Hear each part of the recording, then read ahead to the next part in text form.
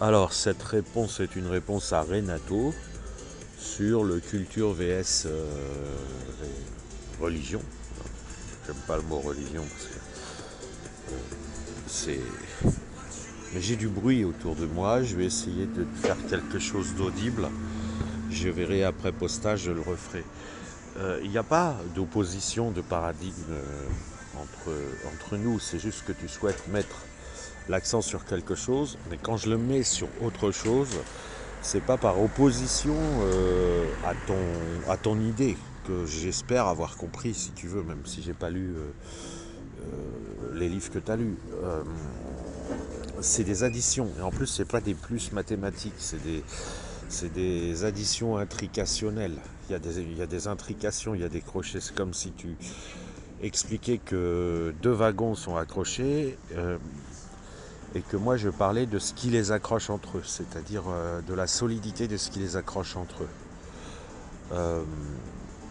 Là, la dérive islamique, déjà, présenter l'islam comme une culture, c'est lui faire un cadeau. Alors ça peut être ça. Si c'est vrai, le fait que ce soit un cadeau n'est pas important. L'important c'est ce qui est vrai ou faux.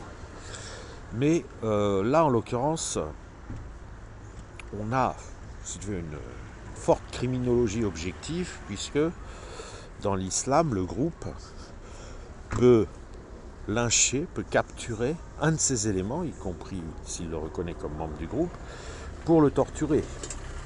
Et de manière, je parle de vraie torture, hein, je parle pas de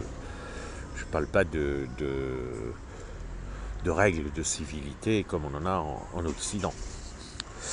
Et dès lors, ce n'est pas que subjectif. Par exemple, ce qui se passe en Afghanistan, le présenter comme une culture différente ne dit rien du fait que ce qui se passe en Afghanistan, c'est monstrueux et pathologique. Pas seulement différent. Des vieux machins de 60 ans qui capturent des fillettes de 5 ans, qui les achètent, qui les capturent et qui les violent, et puis elles en meurent, hein, la plupart du temps. On aurait, si tu veux, moi je suis partisan d'ingérer pour sauver ces fillettes. De la souffrance plus que de la mort d'ailleurs. De la souffrance. La souffrance est bien pire que la mort. Mais surtout, il n'y a pas d'opposition au sens où tu décris une situation et moi j'essaye d'insister sur pourquoi ce qu'on voudrait voir disparaître résiste. Et c'est simple, c'est la peur de brûler vif après la mort qui fait qu'un certain nombre, alors pas tous, hein, parce qu'ils font juste semblant, mais qu'un certain nombre de musulmans ont et qui dépassent tout.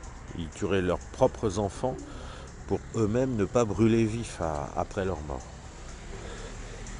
Ça, c'est une croyance, mais ils en sont souvent victimes, ils n'arrivent pas à s'en débarrasser. C'est une peur, c'est une superstition indélébile.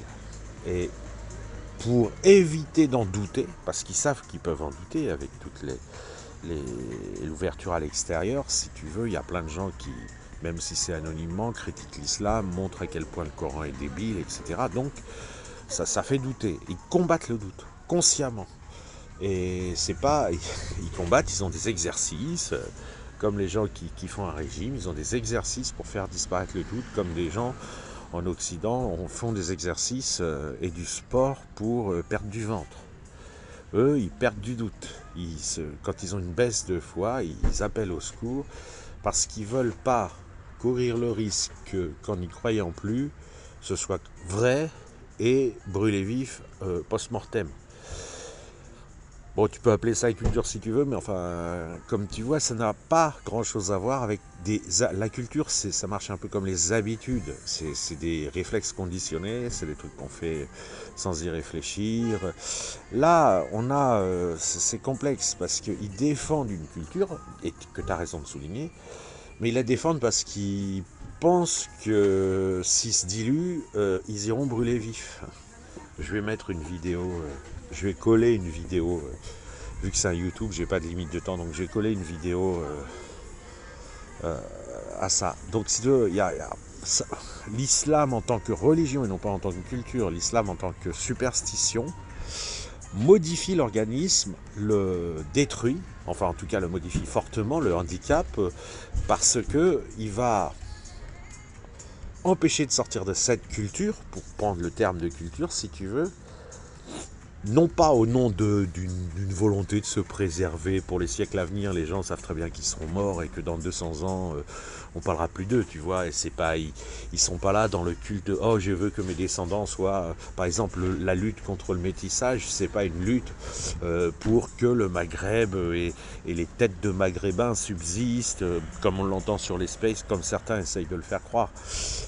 Non, ce qu'ils veulent, c'est sauver un maximum de gens de l'enfer.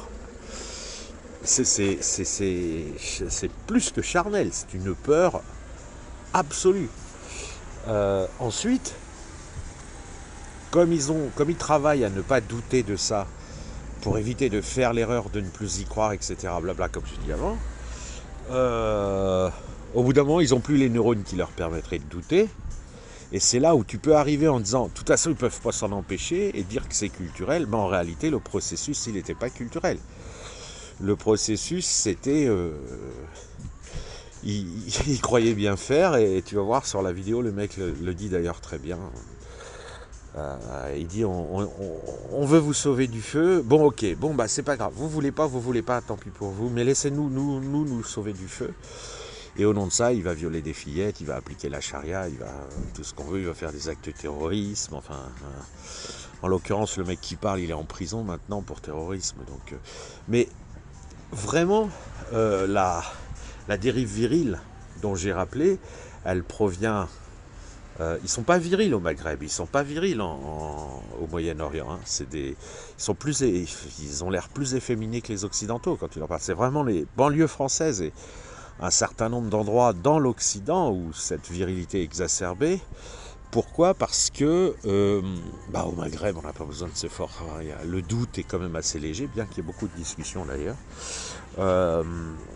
Mais en Occident, le fait que le Coran pue le pénis sale, comment dire, il n'y a pas d'odeur de pénis sale tout autour, donc ça se sent.